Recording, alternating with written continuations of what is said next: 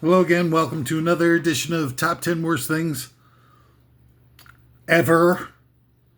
An odyssey, a quest, if you will, a drive towards finding an immutable, logical, objective truth in the universe, in all things that we interact with within that universe. My name is Willie Make It, and I would be just as pleased as punch for you to join me in this odyssey. A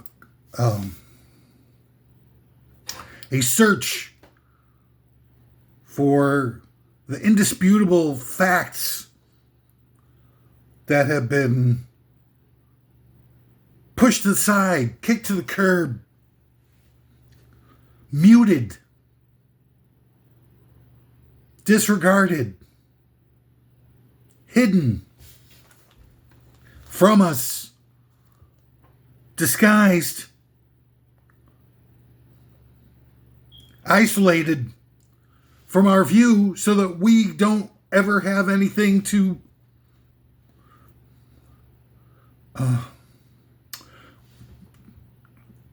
provide conflict to the party line, to make it impossible for us to see the reality that has been imposed upon us by our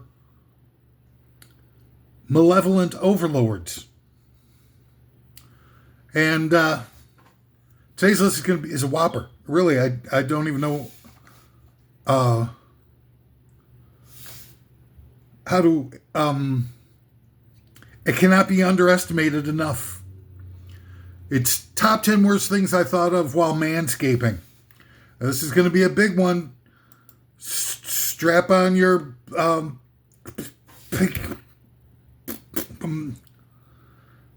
strap yourself in. It's going to be a wild ride.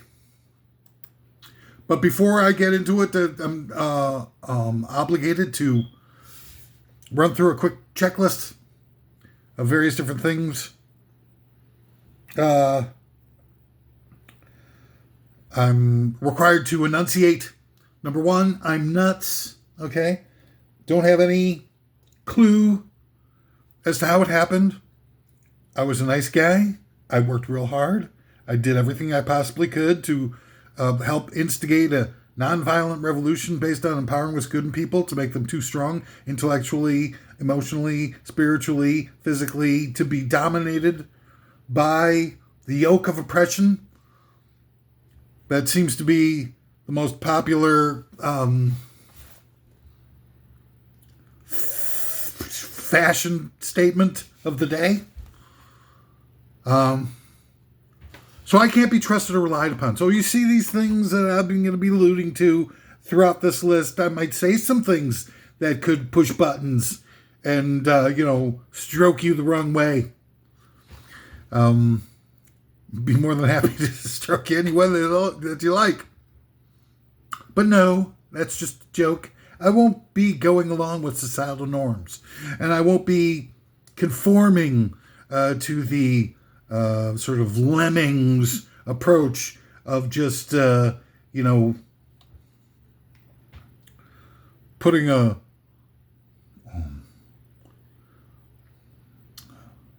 Trump family member in a round room and telling them that there's a penny in the corner.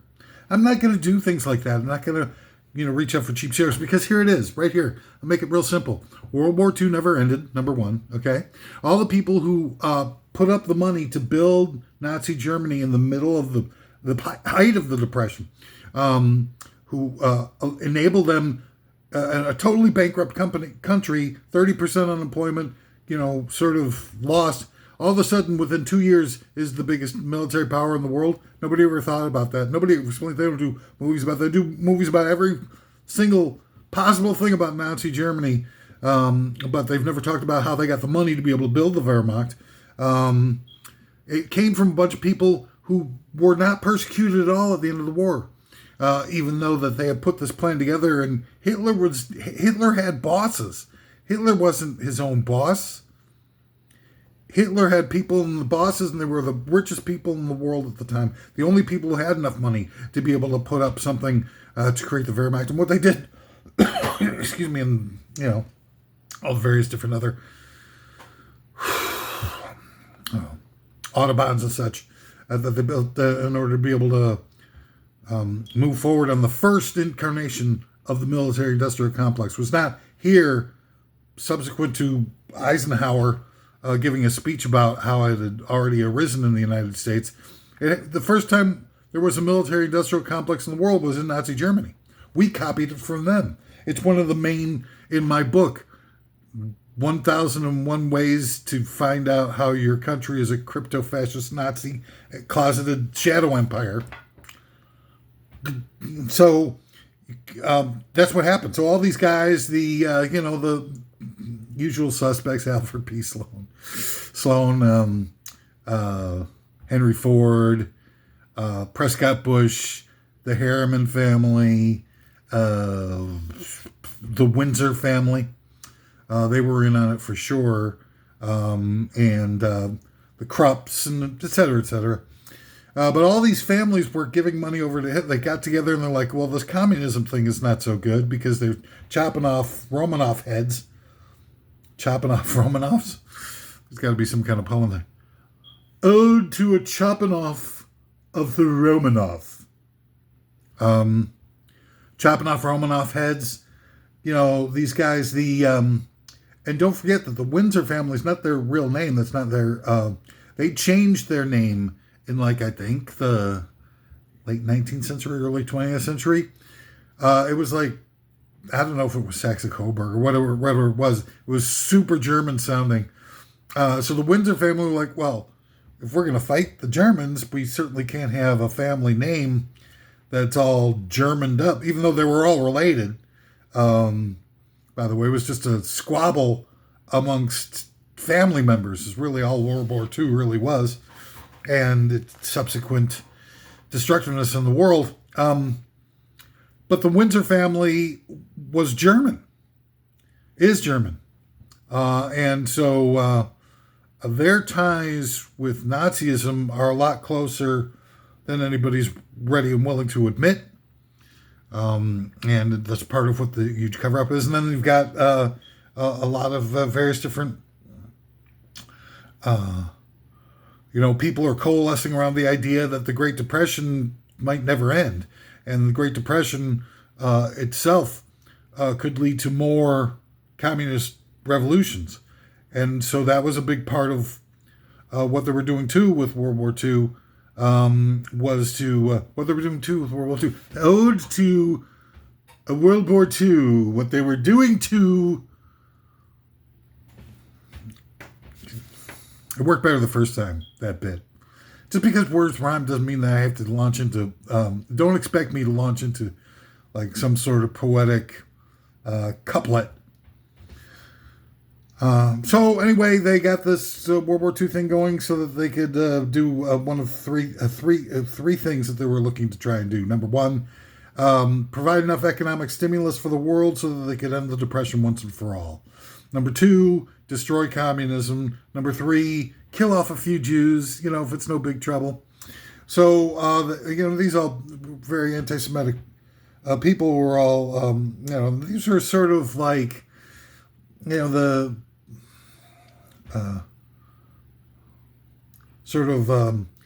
Mach 2, how they talk about Deep Purple, and Deep Purple had a few albums, at first just sort of psychedelic, and then they got rid of their lead singer and their bass player, and they brought in Ian Gillan and the other guy, Larry Holmes, I think it was.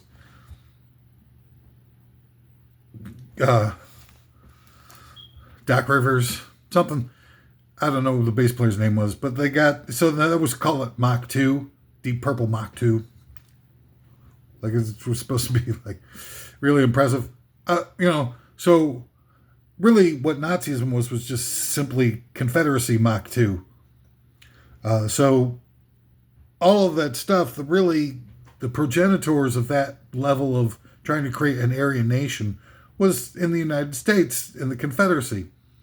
And So what happened after World War II was done, we got rid of all the frontline combatants in World War II, but did nothing to get rid of the actual problem. We attacked the symptoms, but forgot about the problem, which was the Krups family, the Ford family, A.P. Sloan's, and so on and so forth. And just let them go. Whoop, they're all gone. No big, no harm, no foul. And it was, so all of the real criminals who were controlling all of that toxicity all walked off, not only walked off scot-free, but they walked off with all the profits they had made from World War II. Because the Ford Motor Company and General Motors were both building armaments for both sides, both for the Allies in the United States and for the Germans in Germany. And taking profits the entire time and keeping their management in place the entire time.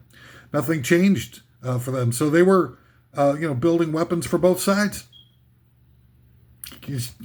So after the war, they got together and like, we lucked out. They're not coming after us. Let's try something new. And so what they did was they decided to take over the United States by surreptitiously overthrowing the government with some fifth column operatives and so on and so forth. And that was it. 1952, the United States elected Dwight Eisenhower as the head of the military to run the civilian government. And that was the end of the United States. The United States hasn't existed since 1952. Technically 1953 when Eisenhower and his river troll Richard Nixon were inaugurated into power. But you'll see, if you take a look just for 5 seconds at the purges of lefties and forward thinker progressives and things like that, started right after they got into power. One after the other. House Un-American Activities Committee, McCarthyism, payola scandals, and all measures of various different types of Hollywood 10, the blacklistings, and all those types of things that completely destroyed any positive future for the United States. At that point, the United States started to migrate itself into a just sort of, like a machine-like purveyor of hatred and misery in the world without anything to reflect off of it. And there was a gray period in there, middle of the 50s until, maybe the end of the 60s, somewhere in that range, when before they were able to consolidate all the competition that existed in the marketplace, and before the purges were, effectively, killed off or marginalized, destroyed the lives of all the various different fonts, the new emerging wave of American intellectualism and spiritualism and fun, and before you know it, everybody was dead. All the original progenitors of rock and roll, dead or ruined, or had their lives immeasurably changed through threats and diabolical turns that always carried some sort of mystery aspects to them, like how is it possible that, within that short amount of time, you get the death of Buddy Holly and Richie Valens and Eddie Cochran. Gene Vincent was in the car wreck with Eddie Cochran, was never the same after that. The Mann Act was for Chuck Berry. The Little Richard is, pressured into walking away from the whole thing and became a frickin' priest. And then Ray Charles busted for drugs. Elvis is drafted, which emasculated him. He was never the same after they did that to him. Literally everybody, James Dean dead shortly after the early days of the 60s. Sam Cooke is dead. And obvious. I mean, there's no way. But Sam Cooke had like 10 top 10 hits in a row. What's he doing in the middle of the night in a creepy motel in a really bad neighborhood, completely naked, running around like a madman, and gets shot to death by some lady who's sitting in the motel office. There's no way. It's no way that that's the truth of what really happened. There's something else, some diabolical, I think, personally, COINTELPRO, just wiping out people left and right. And Ernie Kovacs is dead. Who else is dead? Marilyn Monroe was going to build a whole production company for herself and everything like that. And she was smarter than people give her credit for. It's just, and then all that's left of music after they purged all of it is doo-wop. Sterilized, emotionless, robotic, mechanical doo-wop music. So they had killed rock and roll. And there was nothing left to it, and it would never come back if it weren't for England. Because the reach of COINTELPRO couldn't get over to England to figure out that there was something percolating over there. Now, once it was obviously the Beatles had started it all in the British wave. And then Capitol Records wouldn't refuse to release, as popular as they were in England, because they had like 2 or 3 number 1 hits by then with Please Please Me and From Me to You and She Loves You. But Capitol, which was their label, EMI's American distribution company, refused to release the Beatles. Who knows why? Nobody knows why. But the Beatles wound up getting picked up by a small label called VJ. VJ was like nothing. And why were the Beatles quashed by Capitol Records in the early 60s? Even though they had 3 number 1 hits, were they not trying to make money? I mean, can anybody explain that? It's all part of the plan. Our entire society has been built, the power apparatus of this country has built a structure that inhibits us from having liberation through cultural mechanisms so that we all can just be imposed upon by all of their venal and malignant brainwashing and cultural social engineering. And it's worked like a charm to the point where nobody even realizes that it's happening to them. Number 2, I'm not partisan. I hate everyone and everyone equally. I'm not down with your partisanship anymore. It should be pretty simple at this point. It was, somewhere in the 1500s, Machiavelli started to outline what that whole thing was, divide and conquer. Okay? It's what now? 500-600 years later, and we still can't figure out what they're doing to us? Dumbos! 100% dumbos! I'm sorry, but you might think a whole lot of yourself, but, no objective person would. I mean, you're sitting around there, like, while they're, teaching us to hate each other with a vengeance so that we can't possibly ever collaborate. I'm trying to think, aren't the real divides? They're not left and right. The real divides are between haves and have-nots. Why don't we take it out on the people who are actually responsible for screwing up our lives and screwing up our world? I mean, even without any of those the malignancies that they force-fed us down our throats, just to be able to figure it out for yourselves. I mean, just kind of like, well, who's got enough power to be able to do all this nasty stuff? Bleaching out of the all the coral reefs and so much mercury in fish that pregnant women can't eat fish, and the rainforest. Everybody's all these superstars. They're dedicating so much time and energy and money and everything like that without any attempted self-aggrandizement to saving the rainforest. Well, good job. the rainforest continually is being destroyed at a faster and faster rate. So all those, Bruce Springsteen and Stings and all those stuff, and their Carnegie Hall concert or whatever the hell it is that they do to try to raise a few bucks, it's just all a publicity stunt and a tax write-off. It's a tax dodge. And you know what? All they really needed to do to save the rainforest is buy Brazil nuts. Because the only place that Brazil nuts grow is in the rainforest. So if we all ate Brazil nuts all the time, if we figured out ways to be able to use the Brazil nuts to make, a bunch of vegetarian meals and stuff like that, so that we're relentlessly consuming tons and tons of Brazil nuts, they'd stop destroying the rainforest because it's the only place they grow. You need to make it economically advantageous for people to be able to do the right thing.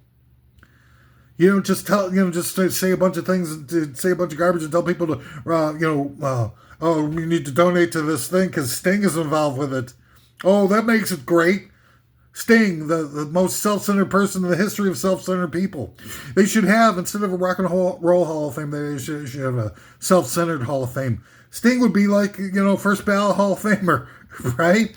Self-centered Hall of Fame. When we start that where should we build that? Self-centered Hall of Fame should probably be Washington, D.C. No, maybe not. Maybe Los Angeles. Yeah, Los Angeles. Probably the best place. Let's start. Right now, whatever you're doing, drop it, turn this off, do anything that you have to do to be able to clear your schedule. The rest of your life is dedicated towards the building of the self-centered Hall of Fame in Los Angeles. Finally, a reason for to sort of objectify the evil. Has anybody been out to Los Angeles and get a sense that there's some overwhelming dark forces that are at play in that area? It's a great place for a vacation, really. I had a vacation there before I lived there, and it was fantastic. It's a sort of like it's like a head fake from a really competent running pack.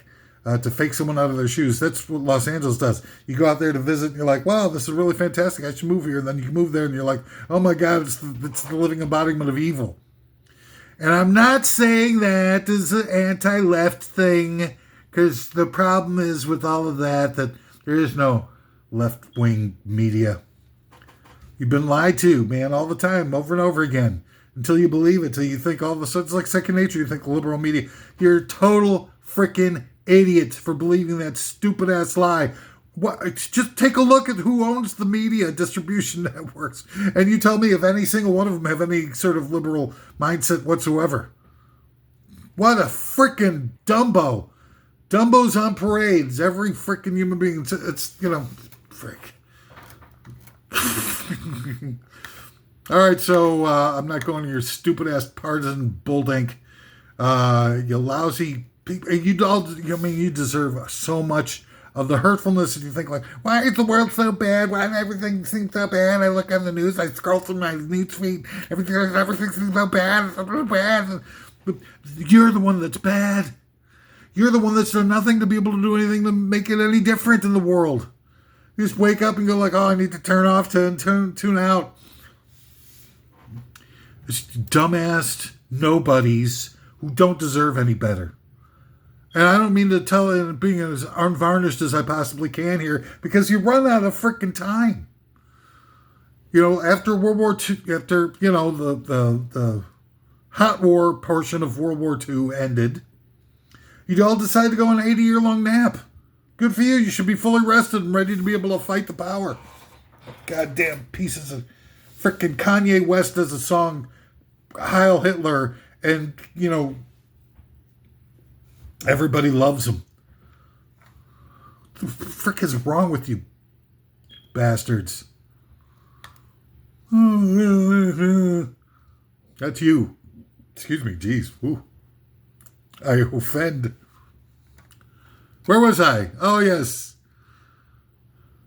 So, one last thing before I go, actually. These intros are so horrible. We're commercial sponsors.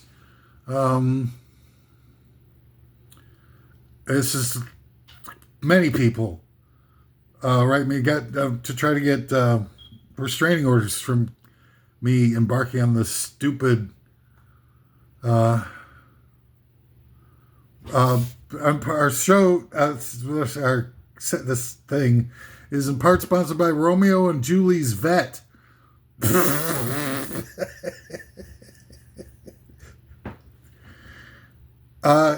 Picture this. It's Shakespearean times, and people are running around a bunch of horse-driven carts, if they're lucky, trying to be fashion plates, and bird dog chicks and bang some beaver. And along comes Romeo and Julie's Corvette to be able to, it's a game changer. It's a game changer. You suck. Yes, you do. Romeo and Julie's vet. And also from the producers of Hunchback of Notre Dame comes Hunchback of Notre Dame Edna. That's not bad. Nobody even knows who Dame Edna is anymore either, right? All right, let's change that one. Let's try it again. And from the producers of Hunchback of Notre Dame now comes the Hatchback of Notre Dame, the first 5-door vehicle for fans of Sanctuary. You see that one? Another swinging a near miss. Let's try this one again. From the producers of the Hunchback of Notre Dame now comes the Halfback of Notre Dame, a movie about. I'm trying to think of a good halfback from Notre Dame. I know there's got to be one. It's a guy who's number 31, maybe something. I seem to remember.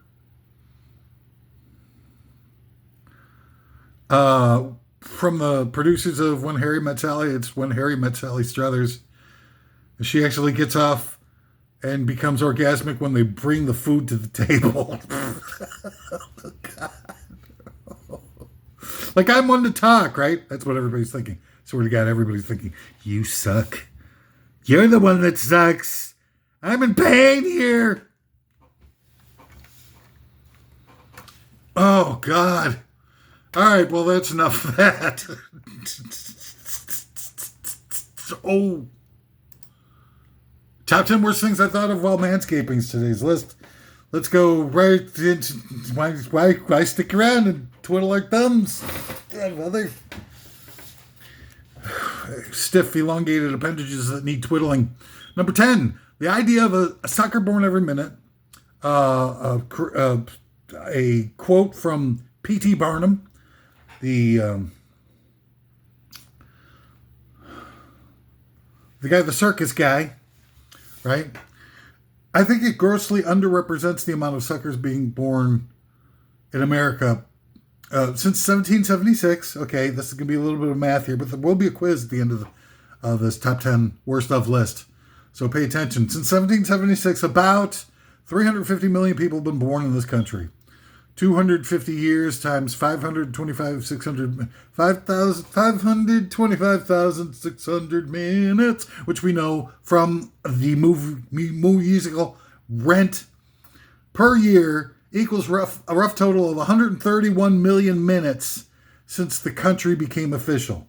So since 1971, 1776, when the country was officially a country, there have been 131 million minutes that have happened in that 250 years, roughly.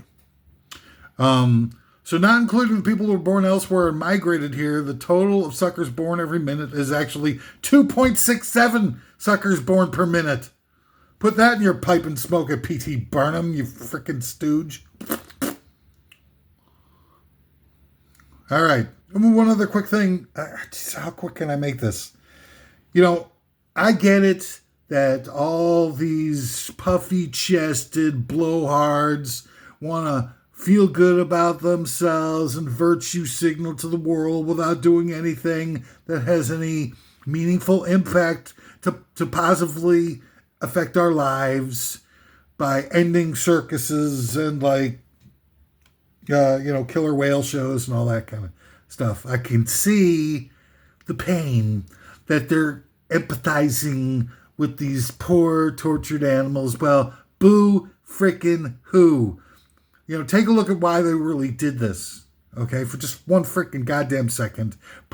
your brakes, slow your freaking roll here, okay? And let's think about it. Why would the managers of planet Earth, the foot soldiers of the ruling elite overlords, want to end things like circuses and, dolphin shows and all that kind of stuff?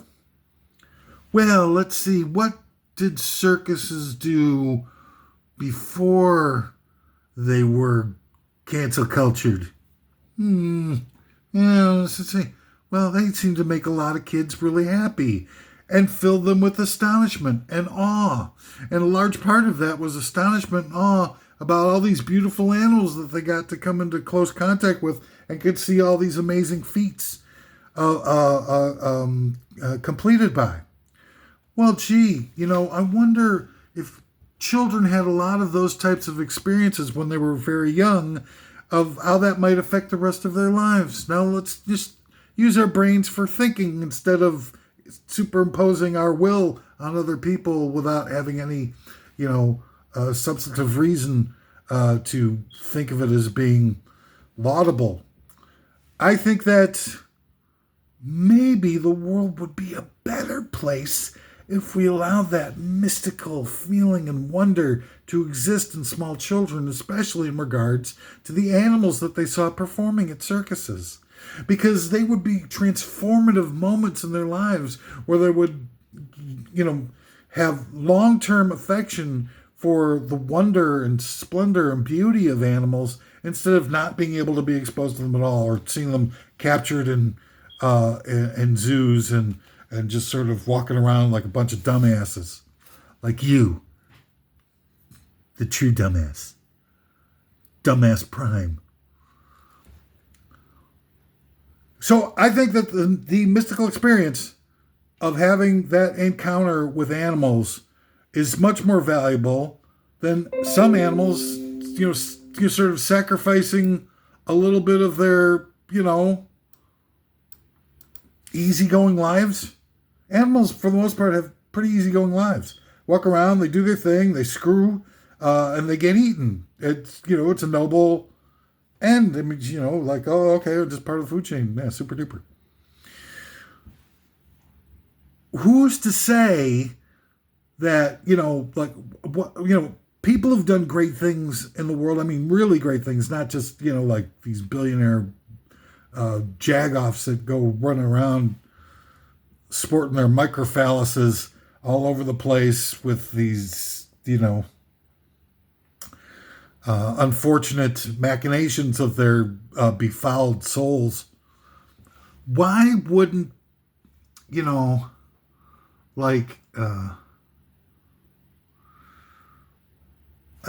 just trying to think of somebody like, let's say, revolutionary ascetic like,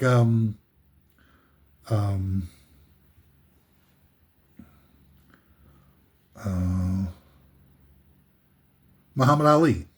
Okay, here's a guy who fought his ass off, overcame tons of prejudices, got his life and career taken away from him, was still like a workaholic, and never gave up, even after he lost his title to Frazier, came back and then faced an opponent that nobody thought he could win. Howard Cosell is the main sports font of knowledge of the time, said that this is, it's time to say goodbye to Muhammad Ali when he went over to fight him in Zaire. And yet he won. And we all see him. He's always smiling and always positive and always, jibing his opponents to try and build up the anticipation and the value of the fight game overall. And he fought all the time, fought a lot more fights than a lot of his rivals did, and gave a lot of opportunities to fighters who didn't have so many times in the spotlight in their lives, and did so many good things outside of the fight game. It's insane how many things that he did. Talked to a guy was trying to commit suicide by jumping off a building. He went and talked the guy down off the ledge and drove him back to his home or something crazy. It's insane. The level of things that he did, the charity events and donations that he gave and differences that he made in people's lives. It's absolutely phenomenal. But it couldn't have been easy. It had to require massive amounts of sacrifice and training and levels we all choose to disregard because our lives have become ephemeral, in large part because we keep seeing nothing but these endless streams of serialized dramas, and it engineers us into thinking that there's quick answers to everything. Like within 90 minutes tops, we're supposed to see all these conflicts and everything get resolved without anybody making any sacrifices. Well, God damn it, sacrifices are important. Sacrifices are what makes this life worth living. Especially in the fact that we're enslaved basically by these malignancies disguised as human beings. So why should we say that human beings, are, if they really want to do something different and really individualistic, that they need to make sacrifices, need to put their nose in the grindstone, need to make all these, we think that that's okay, but we shouldn't expect that of animals. Like a few animals that they got to get trained is not necessarily pretty, but they get trained and they create all these magical experiences for kids, which then go on to become biologists and zoologists and all kinds of different ologists with their lives because of this magical experience that they've had as a kid that's been completely eliminated by the fact that right-wing derivative cancel culture has swept in and told everybody that that's wrong. No, that's wrong. You're wrong to think that circus is a good thing that can create these experiences for these small children that will guide them for the rest of their lives, because that's the developmental stage of their lives when they can have those magical experiences in life that are so important. No, instead, let's lie to them about Santa Claus so that we can sell them a bunch of merchandise and they can be tugging on their parents' cardigan saying, I need merchandise from and that's what you want kids to have magical experiences. You're fine with that. You're fine with having knowing that the knowledge, or even being in denial about the knowledge that the most people who are addicted to tobacco for the rest of their lives are addicted by the age of 15, so that they know that they got to target these kids in order to be able to get the bulk of their loyal customers. And you're fine with that. But oh my God, do you have to train a giraffe to be able to walk around like a horse or something like that in the middle of a 3-ring circus? And that's what you think is the hate crime? Man, you are the frickin' disease. You are the disease. I'm diseased, but you're the disease. Number 9, the top 10 worst things I thought of while manscaping. Total household debt reached $18.5 trillion from July through September of 2025, up by $197 billion from the previous quarter. So it's skyrocketing. Household debt is skyrocketing. Overall debt levels are up by $4.4 trillion since the end of 2019, just before the pandemic recession. Now, if you add the $18.5 trillion of privately secured debt from individual households, and you add that to the $40 trillion that our government has, that means this country is $60 trillion in debt, and the debt is skyrocketing. And the junta that we have in power is just spending like they're intentionally trying to bankrupt our nation. And I'll tell you, that's all the governments are doing that. All the local governments and things like that are spending like they're trying to bankrupt the nation. It's horrifying. 60 trillion, okay, that we owe. And what do we have to show for the 60 trillion in debt? Nothing. A bunch of protected bike lanes that are destroying small businesses left and right and making it impossible for people to operate a car within or how the hell do 18-wheeler trucks get through a city like Chicago now they've got all these bike barricades everywhere? It's freaking impossible. or limousine or anything. It's just 100% nutty and hateful. And on the end of it, we owe $60 trillion for life in this country where everybody is so full of hate, they don't even know how to contain it anymore. They don't even know how to live or to make their way through the day without getting drugged out or embracing a bunch of escapist activities. Number 8, the top 10 worst things I thought of them. This is a real joyous edition of the top 10 worst of list. Number 8, David Byrne's musical about Imelda Marcos. Now, David Byrne is a freaking fascist nutcase. And that guy should be, that's the type of guy who should get kicked to the curb. What the hell? Why would anybody have any respect for David Byrne? I mean, he came up with this band, with the other guys that worked with him on it and stuff and did all the good songs for that band. So great. Yeah, whatever. But it's just a freaking band. And their best stuff is, from 1975, something through 78. And so it's 50 years ago. And since they've done anything worth listening to. And the stuff they did at the tail end of their career was obnoxious and grotesque and horrific, unlistenable, plastic, disposable, numb-minded emptiness. David Byrne should be put into the movie Fargo. They should do a remake of the movie Fargo. Or maybe they can digitally replace him for Steve Buscemi at the end when they put him through the wood chipper. They should be putting David Byrne through the wood chipper and they digitally replace him. Okay, I'm not asking you to actually go grab David Byrne and put him through the wood chipper. But he does a musical about Imelda Marcos, who's this psychotic, overt fascist, dictatorial,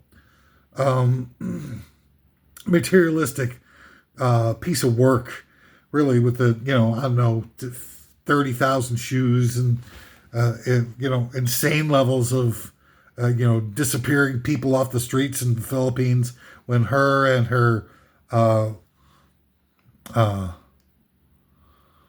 husband Ferdinand Marcos were running the island like it was a their own personal torture camp. And I don't know what it would take. I mean, maybe he was trying to be cute, like what's his name? Andrew Lloyd Webber, who, in addition to making perhaps the finest commercially available charcoal grill, Andrew Lloyd Webber also wrote the Evita thing, where he's kind of like, going like, oh, Evita, Evita, and all that stuff. Like, don't chase me, Sergeant Flenas. And, but they were dictatorial jerk-offs as well. Maybe he fancies himself to be the new Andrew Lloyd Webber, but why would anybody try to imitate Andrew Lloyd Webber? I mean, Andrew Lloyd Webber had 2 good albums that he was associated with. It was, I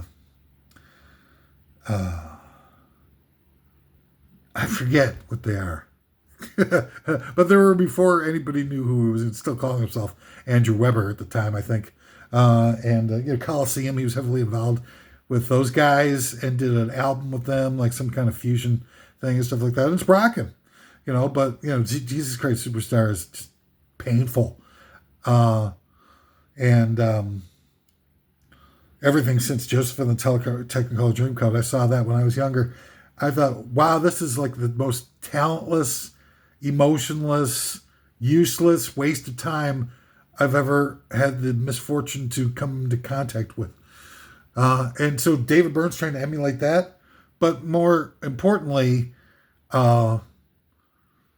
David Byrne, in doing a tribute to Imelda Marcos, shows himself to be like one of the most callous, detached, inhuman monsters that's ever tried to call themselves an artist.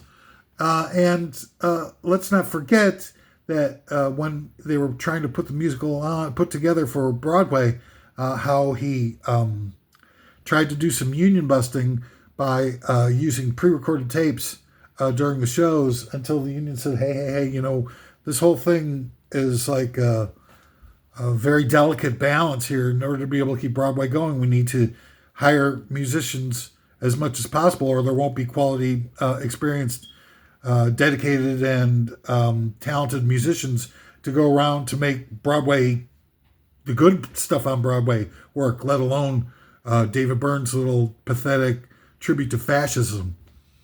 And David Byrne was like, no, I'm David Byrne here, okay?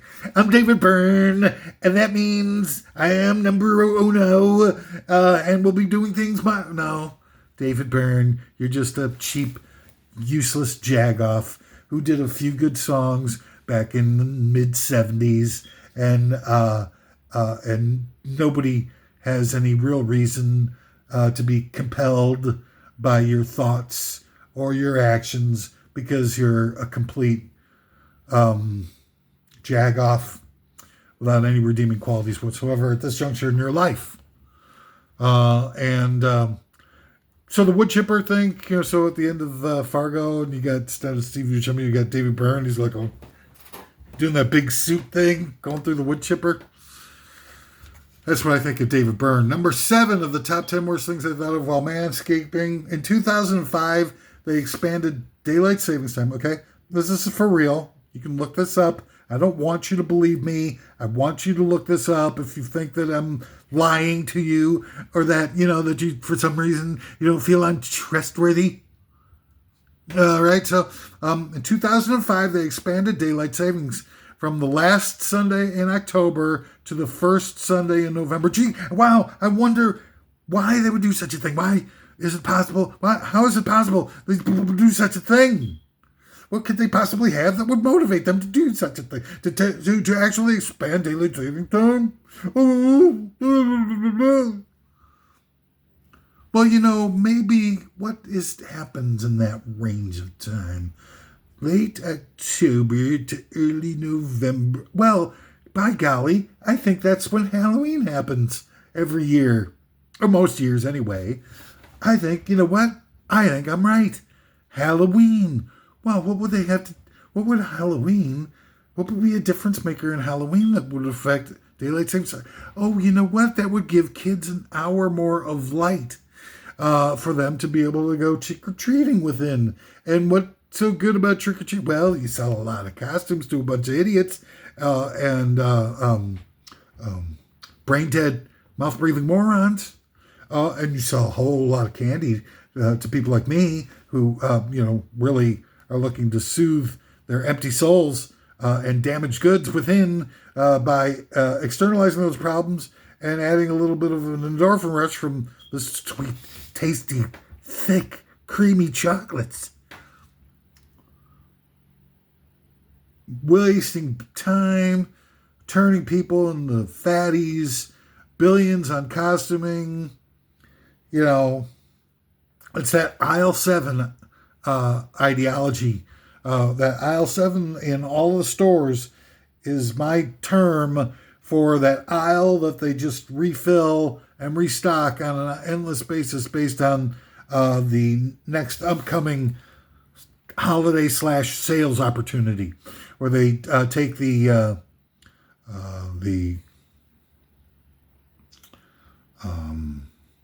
Christmas chocolates and etc. off the shelf for Super Bowl snacks. And they take the Super Bowl snacks off the shelves in time for the Valentine's Day candies. And they take all the Valentine's Day candies off the shelves in time for the freaking March Madness snacks. Then they take the March Madness snacks off the shelves in time for Easter candies. Then they take the Easter candies off the... Oh my God, you crazy? It's aisle 7, whatever it is, whatever number it happens to be in whatever store. It's in every store. Every goddamn store's got one. And it's just a rotating series of the same garbage with different colored wrappers. And it's all bad for you. All of it's bad for you. It's a freaking nightmare for you. That they just so happen to place in every goddamn store, in every goddamn state, in every goddamn city, in every goddamn place, in the whole freaking goddamn universe. You're the problem. You are the problem. You just like, oh, well, there it is. And they're going to discount it. I'll wait till the day after the freaking holiday, and I'll just come and shovel it in. And shoveling, we're shoveling together. Quiet, quiet, I'm shoveling. And shoveling, Look, we've all been there, me especially. But hey, it's the truth. That's why they expanded daylight savings in 2005. Look it up, you freaking dummy. You useless piece of filth. Number 6 of the top 10 worst things I thought of was Manscaping. Number 6 is 1,800 horses died as a result of the horse racing industry in 2025 alone. When I first found out about the amount of deaths that happen every year in the horse racing industry, just so that the people can go to the track and go, Biffy, is our jockey going to be serviceable to ride our mount in the Kentucky Flurby? And you're like, oh yes, Wellington, yes, we're just fine. We have an feeling, just to have people be able to do that and have a bunch of people lose a ton of bread, gambling. Of all things, is one of the worst goddamn pursuits in this whole godforsaken frickin' world. 1,800 horses have to be put down because of the injuries sustained during the goddamn horse racing industries and stuff. It's insane.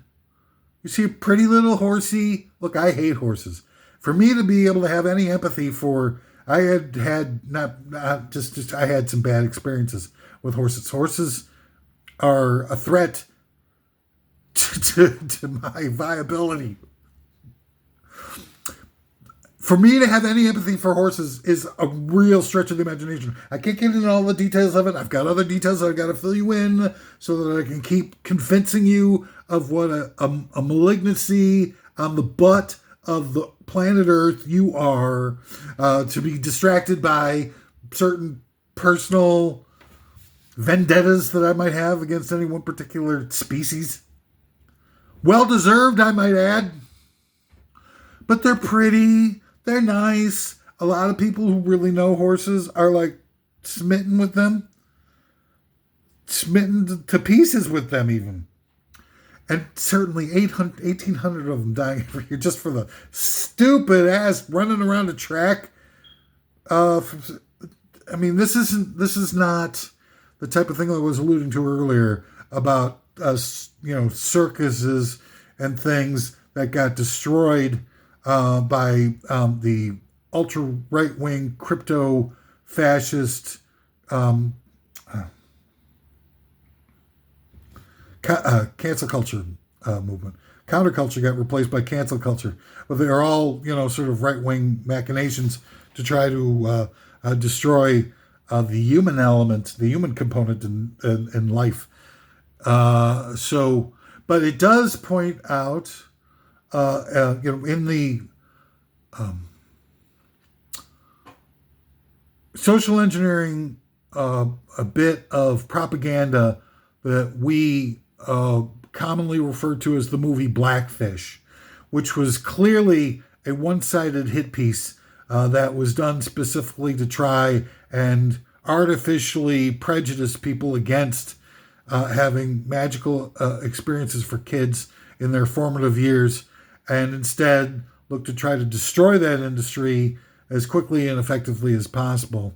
And it was one fish out of there's thousands upon thousands of shows and fish who are all over mammals, whatever the freaking orcas are.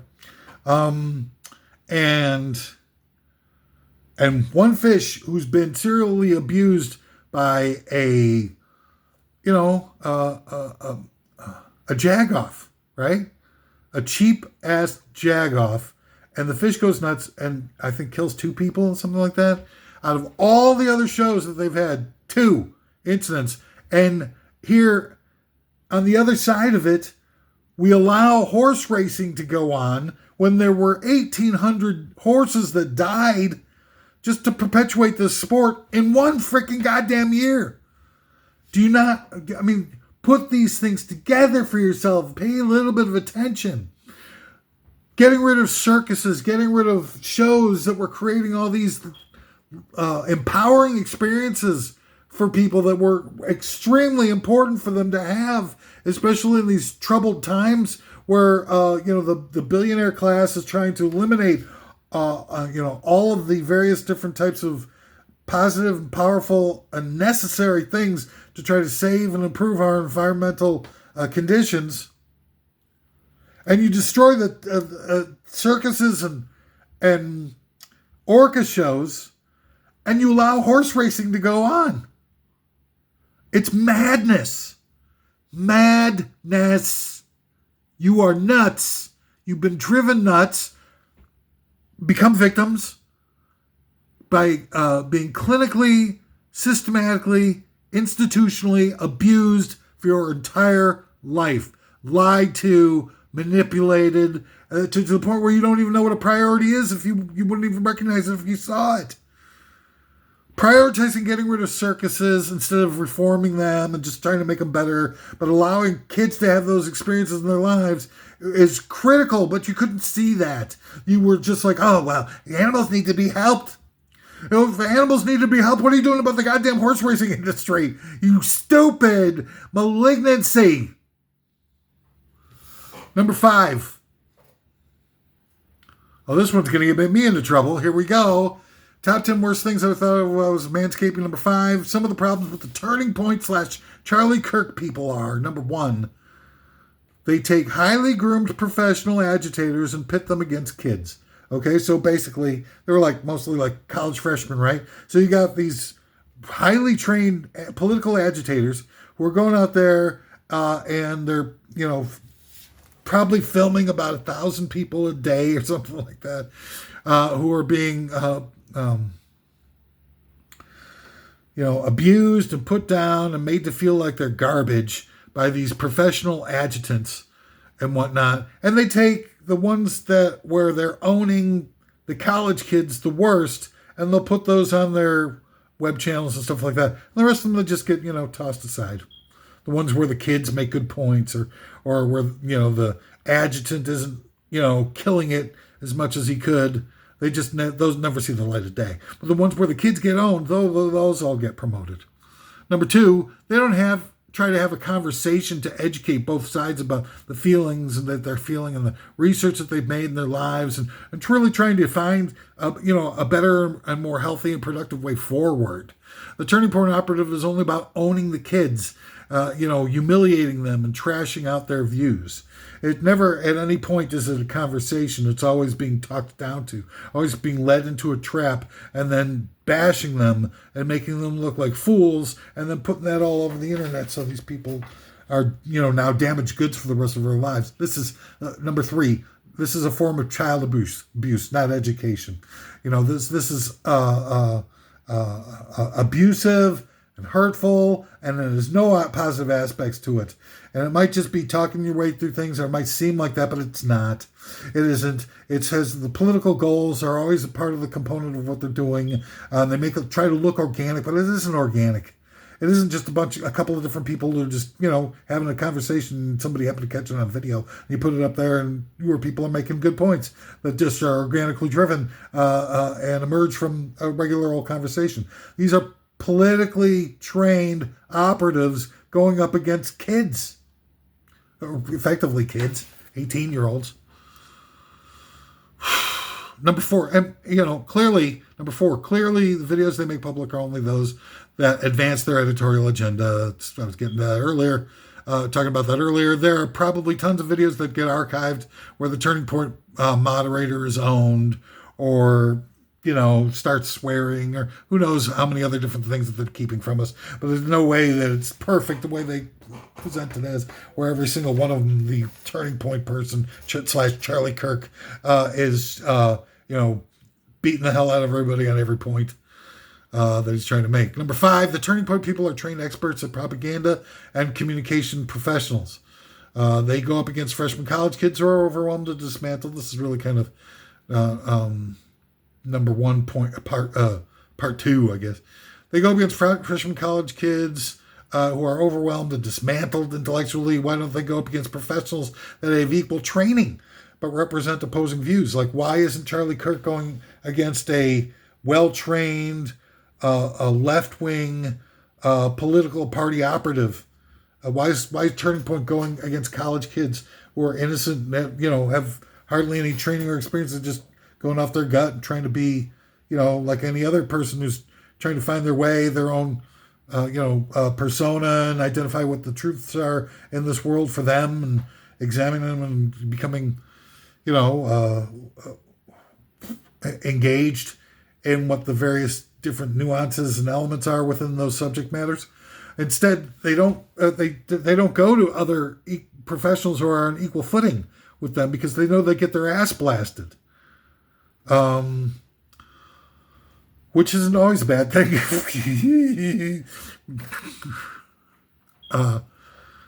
Bring on some college professors, for example, to go against Charlie Kirk. They don't do that, ever. They just go against, like, the average schmucks.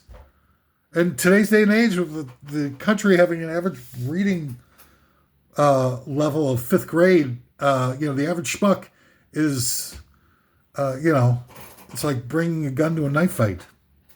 No, bringing a knife to a gunfight. Ass blasters. It's always adults versus kids. It's never, adults versus adults. Political adjutants versus, politically educated people. No, that wouldn't work for Turning Point. And that's what I've got, that's, the only point I've got against Turning Point. I mean, I would love to see arguments like that, or discussions like that, or debates. I think that would be great if there were opportunities like that, but not, just abusing kids. Turning Point is just another way of abusing kids. And, of course, it's coming from the minds of the ultra-right wing elements within the, behind the scenes, who are manipulating all of us. Of course they'd be doing stuff like that. That's part of their entitlement, their sense of how they govern us to keep us in our place.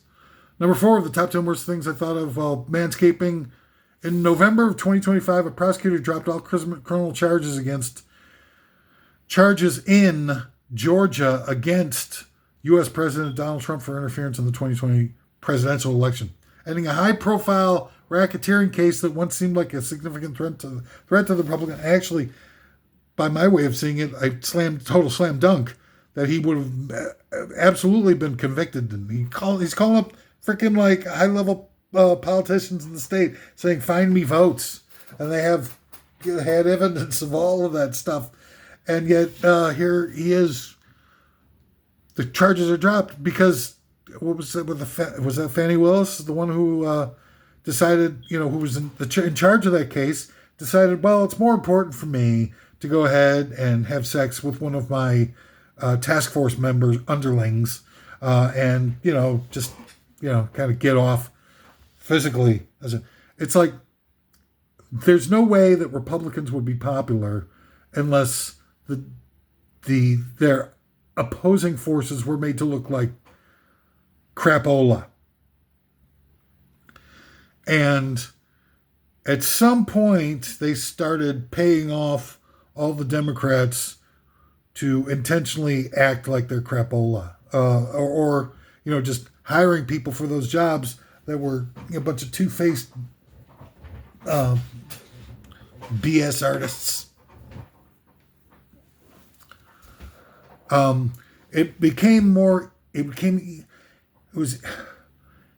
are you going to get somebody to vote for a politician whose entire platform is about consolidating wealth for the rich and eliminating any wealth for the poor or middle class?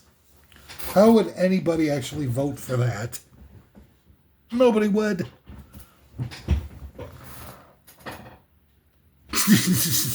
So the only way that they get votes for that is if they made the opponents seem like total garbage. And so that's what they did. They created a fake Democratic Party where all of the representatives were total garbage. And that way, it, again, people have sort of just become used to the idea of voting for the least worst. Not the best candidate, but the one that was least offensive. And, for a lot of people,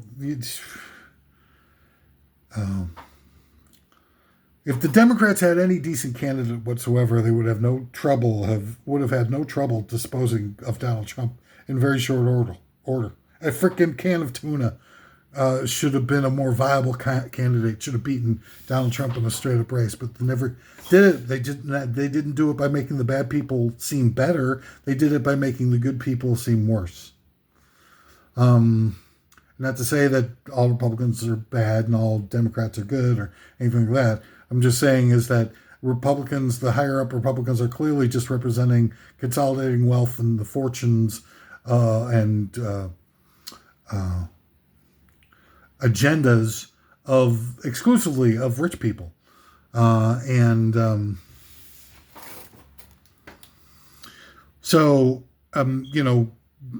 you'd like to see is that there's another party that's representing the agenda and economic mobility of the poor and the middle class, but you just don't. And that's the reason for it. Number 3, top 10 worst things I thought of while I was manscaping. The amount of open-air nukes tested in Nevada back in the 1950s is insane. Between 1945 and 1992, there were 215 total open-air tests in the Southwest as part of the overall 1,054 nuclear tests overall. 215 open-air tests, a lot of which were like within a 90-mile radius of Las Vegas. Yeah. And we're worried about red dye number 2. Good idea. Again, priorities. Get your priorities straight. Good stuff. Number 2. Who are the 2 buzzworthy new candidates in the Democratic Party in 2025? Virginia's Abigail Spanberger and New Jersey's Cheryl.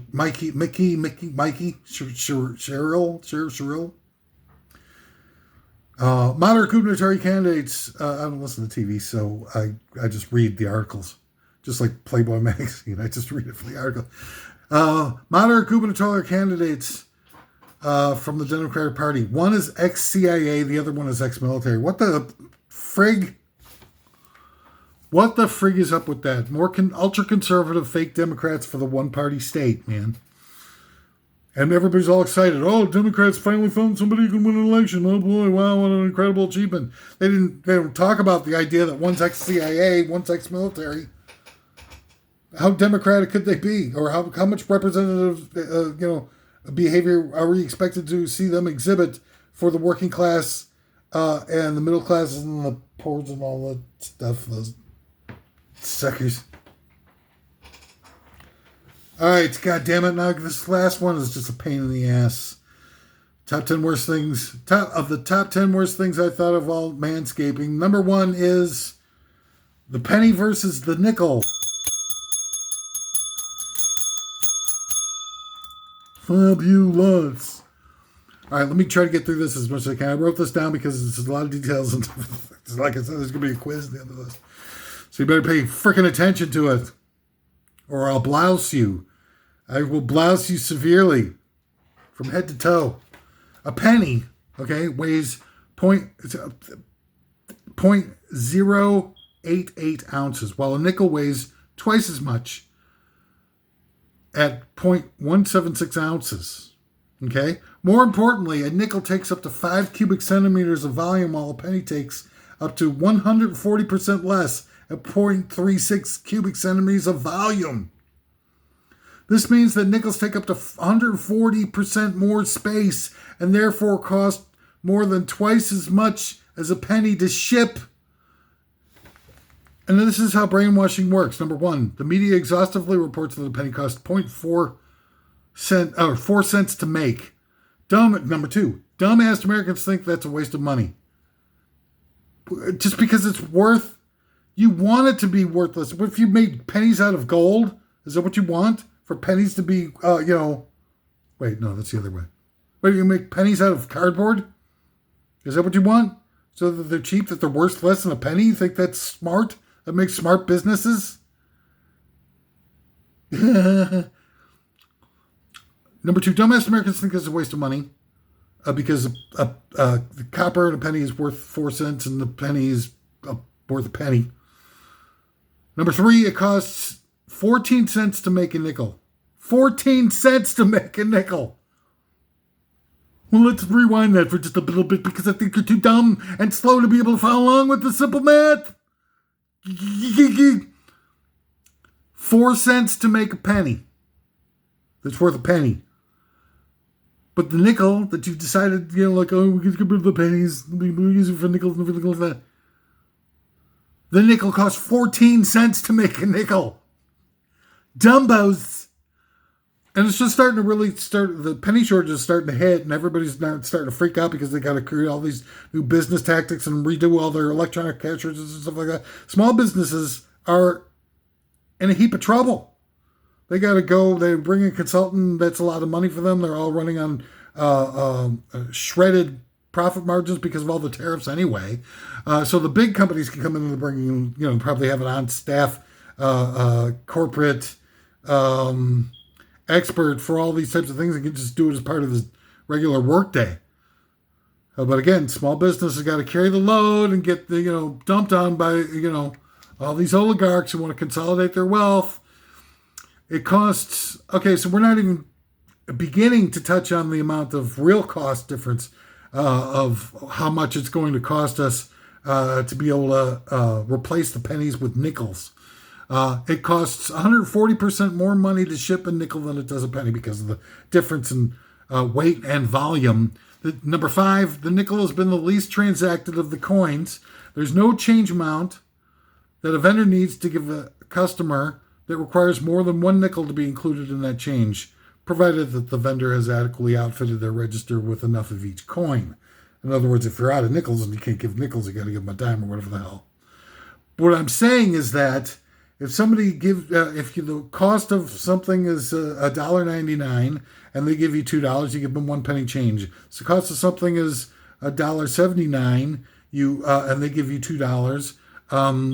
The change that they get is 81 cents, which is probably 2 dimes and a penny.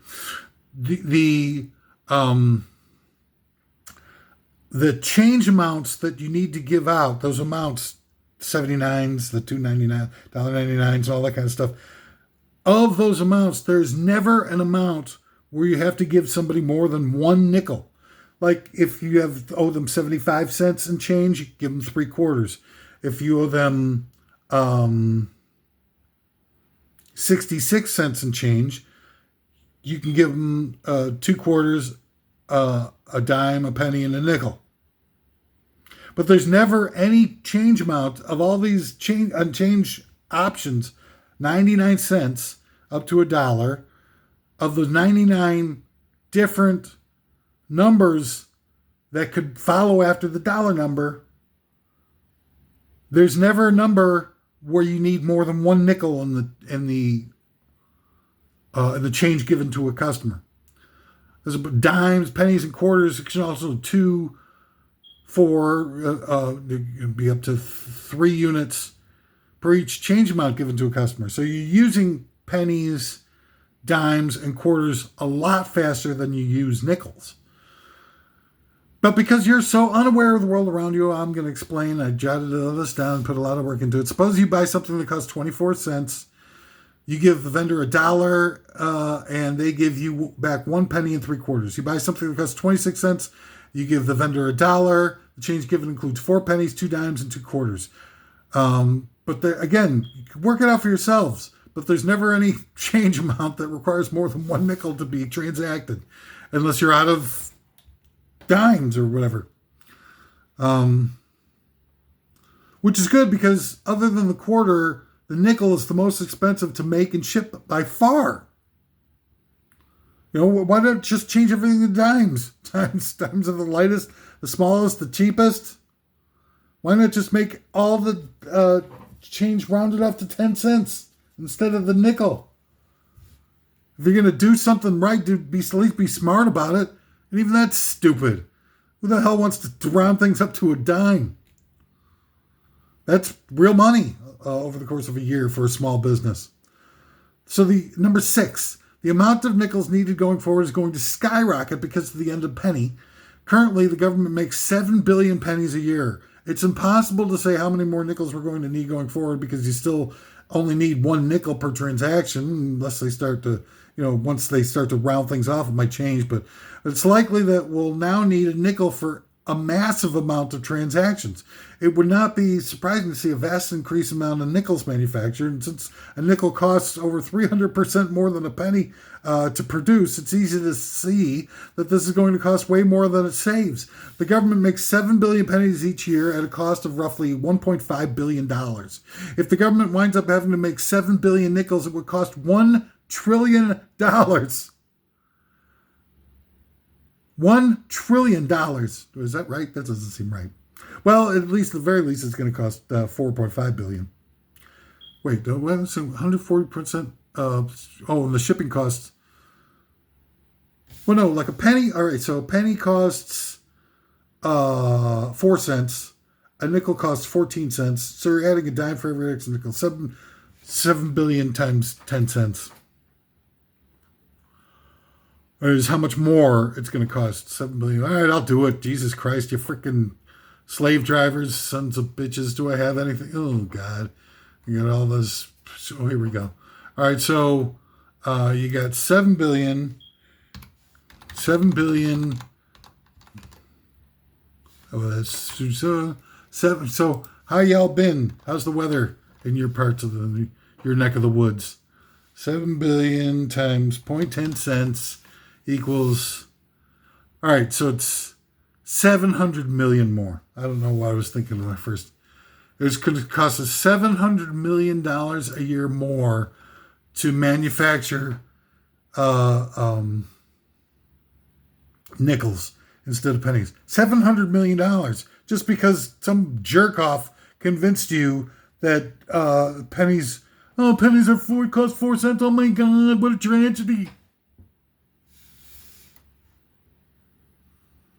So let's say that we only need half as many nickels, or 3.5 billion nickels. That's still $350 million more a year just for the privilege of having to make the nickels. It's also, we had to add a 140% increase to the shipping costs for the much heavier and bulkier nickels. There's no way that this move increases the cost of currency in this country by anything less than probably, I don't know what it costs to ship all the pennies, but you're going to increase the amount of shipping costs by replacing pennies with nickels by 140%, on top of also having to pay as much as perhaps $700 million in just the cost of manufacturing. Number 7, this changeover requires everyone's cash registers to be reprogrammed, which will cost billions. Corporations can pay for this without blinking. Small businesses are going to feel the pinch. Plus, I don't know. Number 8, the news isn't reporting any of this.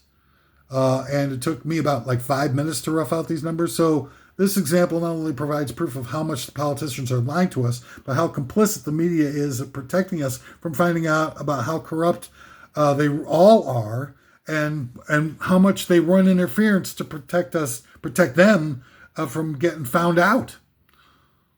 I mean, this type of thing, this whole computation that I'm trying to summarize real quick is something that somebody like me could come up with in 5 freaking minutes. Number 9, why would the government do something that's this much more expensive and then lie about it? Who's making the profit off of the increased use of metals in the nickel? Who's making bigger bucks off the shipping? Who's making the biggest media buzz off the headlines that this will create? Who suffers the most from this? The working class, small businesses, etc. It's a sneak attack against the working and middle classes.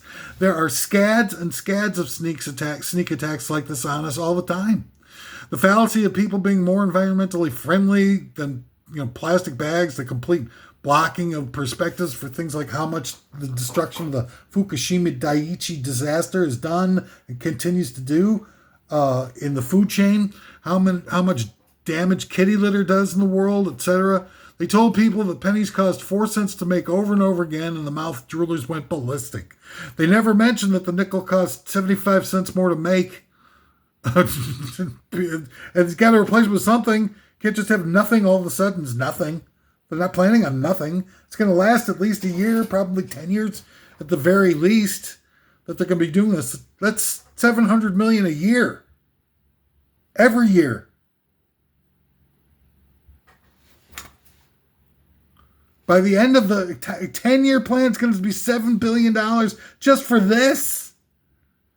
You're kidding me, right? That you fell for that?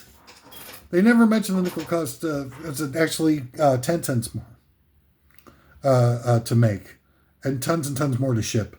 That's a huge part of the brainwashing. It's the size of an object that determines how many, and volume of an object that determines how many truckloads it's going to take to ship it. It's an Archimedes principle thing. How much volume does an object take up? Think about it like, how much space and weight your music collection takes up on vinyl versus CD. It would take a much bigger truck to ship your music collection if it was all vinyls versus the same collection on CDs. The size that the nickel takes up is 5 cubic centimeters. The size of a penny is 0.36 cubic centimeters. 5 cubic centimeters divided by 0.36 centimeters is 14. Now, I grant you that most people are too busy farting around to pay attention to these types of things, but I guarantee you the government knows exactly what I'm talking about. And so does the news media, and have done these calculations a lot better and a lot longer than we give them credit for. The press probably knows too. At least the mucky mucks. A nickel weighs twice as much as a penny and is bulkier. So what do you freaking expect is going to happen? Well, anyway, that's all the time I've got for top 10 worst things I thought about while manscaping. Here comes your quiz. Was I right or wrong about all the stuff that I mentioned within this top 10 worst of list? It was A, I was completely correct. B, all of the above. The answer is B, all of the above. All right, number 2. Were you totally wrong about all the various different things that you were deluded into thinking were absolute indefatigable truths in this world because of the brainwashing, the spin that's been relentlessly infused into you by a monolithic, malevolent, toxic media empire that's nothing more than a third-party outsourced propaganda ministry? A, yes. B, all of the above. The correct answer is A, yes. Well, thanks for participating in all that. What an incredible pleasure it's been to be able to bring to you another high-level quality with a K edition of Top 10 Worst of Lists. Before I go, just want to remind everybody everything I said here was opinions, not of my own, but bestowed upon me by keeping my ear to the ground, my nose to the grindstone, and trying to keep my mind open to various different ways of looking at things and feeling about things, getting in touch with my feelings. My life sucks. It's horrible. It's infused with endless amounts of disgraced opinions of myself and failures and regrets and physical pain from a wide array of diseases, and which have led me to turn to eating my feelings, so those of you who hate me for the things I've said here, I just want you to feel good about yourselves, because the fact is that my life is horrible and absolutely sucks. So maybe you cut me a little slack and try to maybe, instead of displacing all the anger that you've got in your life from the actual people responsible for it, and maybe not displace it on the people who are trying their very best to find a means to the end of all these negative things, impositions that we've been riddled with all of our freaking lives. But smash the like button. You want to. I'm not telling you to do anything you want to. Get over yourselves. Thanks so much for being a part of the solution instead of a part of the problem. And let's whatever. Let's try to get through this mess together. Okay, what do you think?